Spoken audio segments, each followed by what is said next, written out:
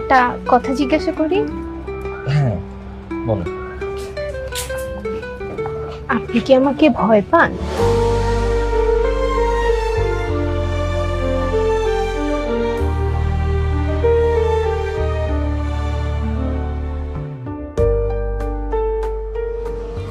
না, চোখে চোখ রেখে কথা বলেন না তো, তাই জিজ্ঞেস করলাম।